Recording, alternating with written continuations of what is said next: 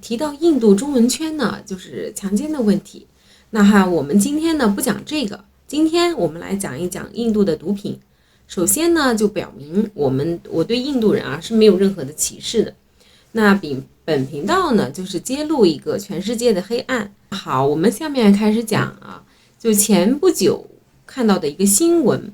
那萨姆邦警方呢破获了当地迄今为止最大的一起毒品案，共收缴这个海洛因21.5公斤，价值估计在210亿卢比左右。那其实这个不过是印度毒品问题的冰山一角。那截止到2023年底，印度至少有1亿8千万的瘾君子，他们服用了一般意义上的毒品外，还吸食大麻和滥用镇静剂这种药物。毫不夸张地说，2亿毒虫以及他们带来的这个社会问题，已经使印度成为亚洲毒王。根据统计，在2017年，全球非法药物死亡的人数高达75万，而印度平均每年大概有22000人因过度的吸食毒品丧生。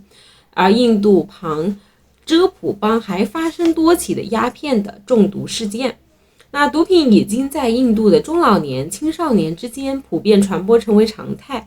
面对印度毒品泛滥的一个现状，那政客们没有采取强硬的措施进行抑制，还大肆的去鼓吹毒品合法化。那为何印度国内毒品泛滥成灾，却依然无法引起政府和国民的重视呢？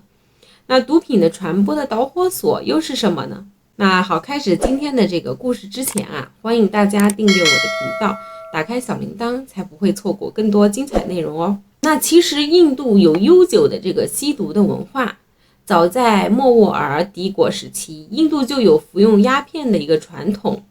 那主要流行于孟加拉、庞普遮等中北部地区。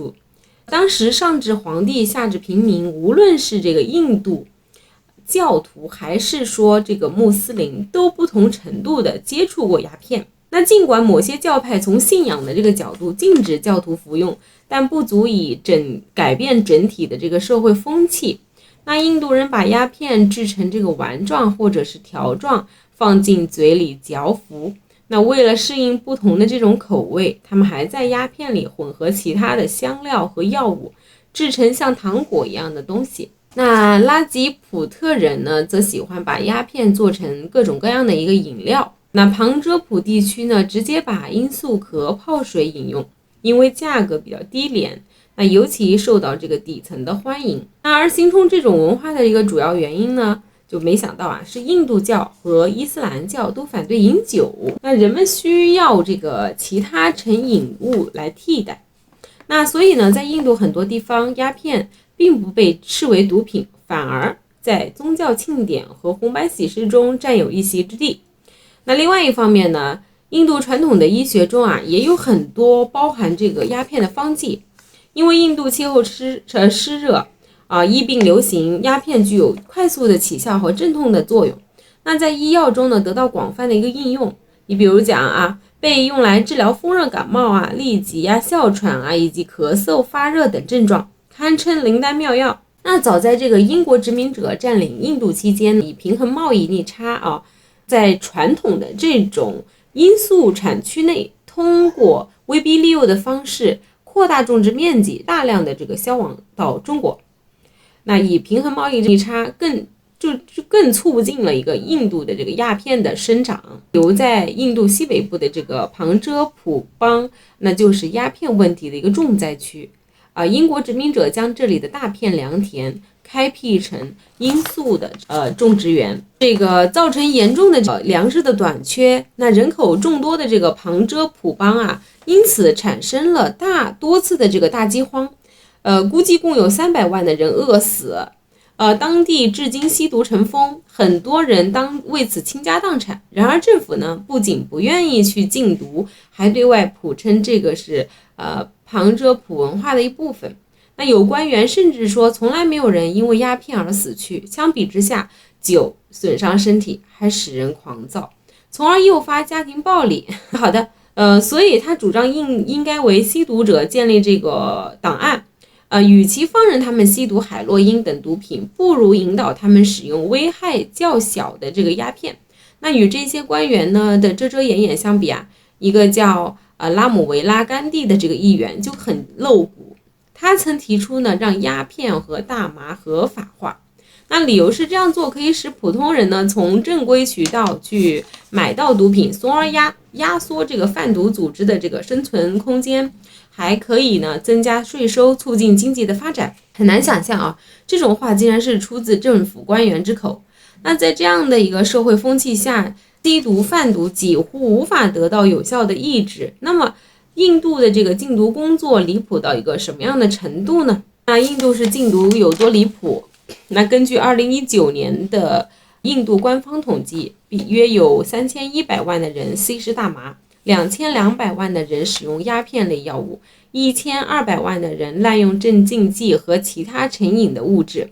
更可怕的就是印度的吸毒者中啊，大部分都是15到35岁之间的年轻人，而且低龄化越来越严重，其中15到20岁年龄段的就占大部分。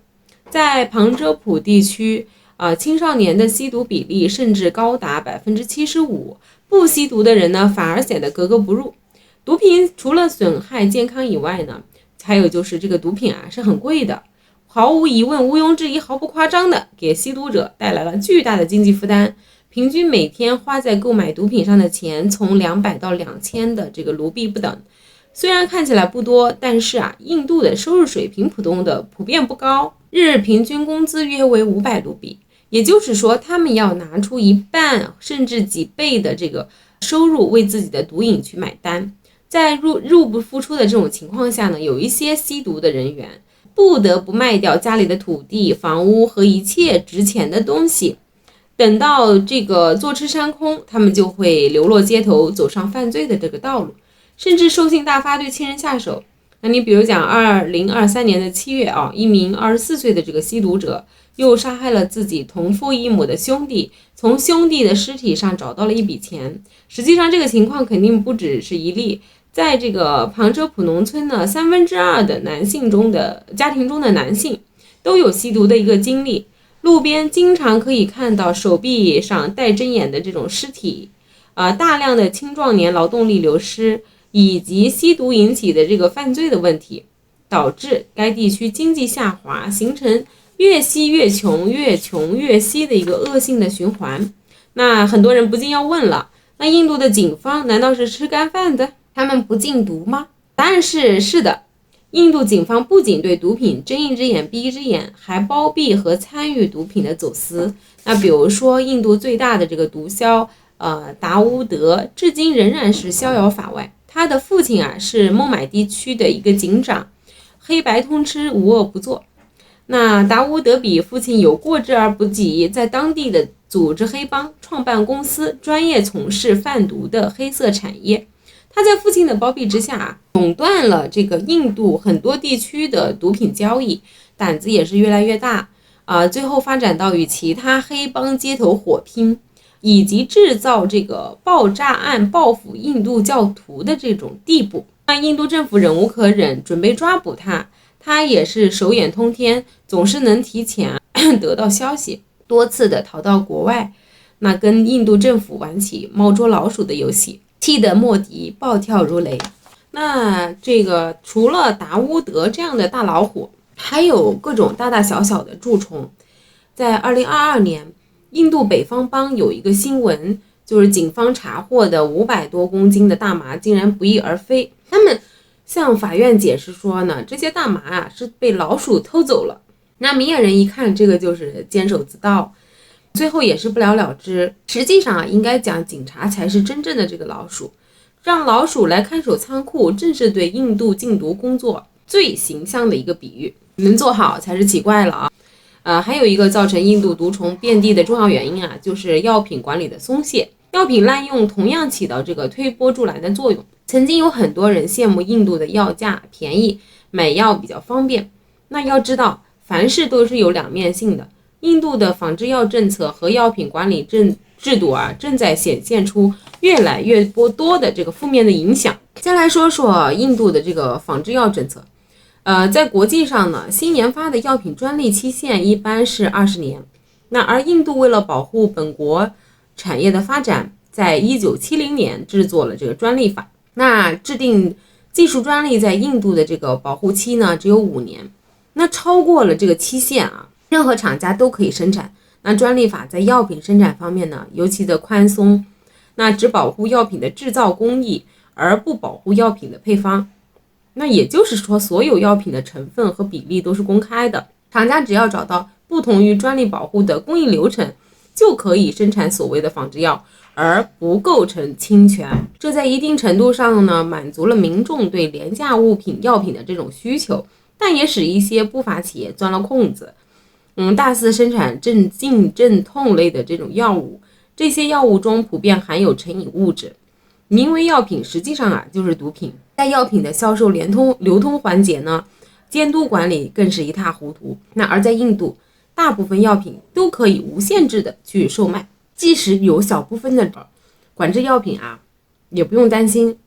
那给医生或者是店长一些好处费，就算没有身份信息和处方单呢，也能轻易的获得。那有了这种便利条件，很多买不起昂贵毒品的这个瘾君子，那就退而求其次了，从镇静镇痛类的药物寻求快感。由于这类人群呢比较分散，还很少受人关注，所以具体数量很难统计，保守估计有2亿左右。那而他们一旦成为毒虫呢，就无法自拔，最后啊连买药的钱都没有了，不得不用漂白剂啊、指甲油啊，甚至是蛇毒啊来代替。那事情发展到这一步，基本上啊就病入膏肓了，等待他们的就只有死亡。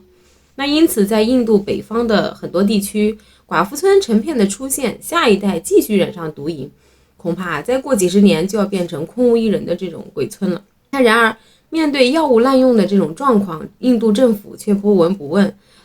因为只要 GDP 和税收增长了，谁会在乎贱民的死活呢？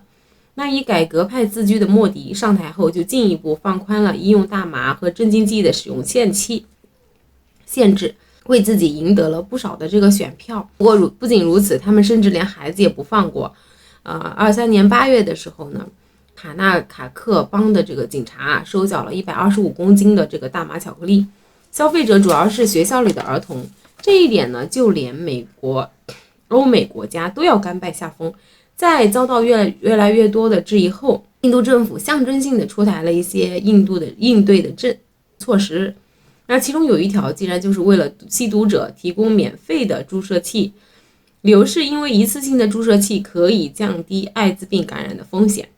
那既然无法从根本上解决问题，那就假装努力，让这个问题看起来没那么危险。那以往人们关注印度，基本上都集中在政治和军事层面。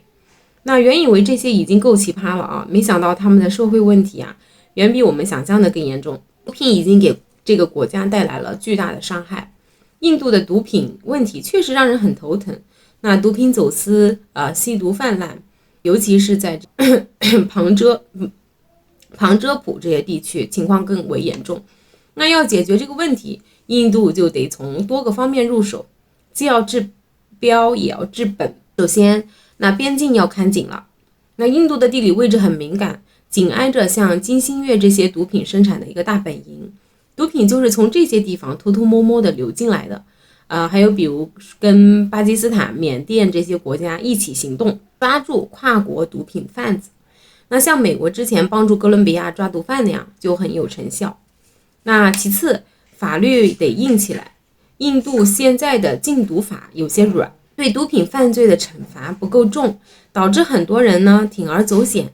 政府可以考虑修改法律，那比如对那些毒品大佬加大的处罚力度。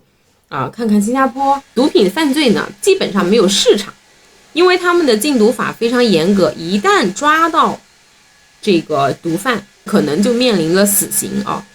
那再者呢，得让大家知道毒品的一个害处。很多吸毒的人其实是因为无知或者是好奇心作祟尤其是年轻人。学校呢和社区应该去多做宣传，把吸毒的危害讲透彻，让大家知道毒品不仅害人还毁家庭。冰岛在这方面做得特别好，他们通过教育和社区的活动，把青少年吸毒的这个比例降到了很低。最后呢，得制止毒品的根源，很多毒品的来源是贫困地区比如一些农民因为没有办法谋生，只能种罂粟或者是参与毒品交易。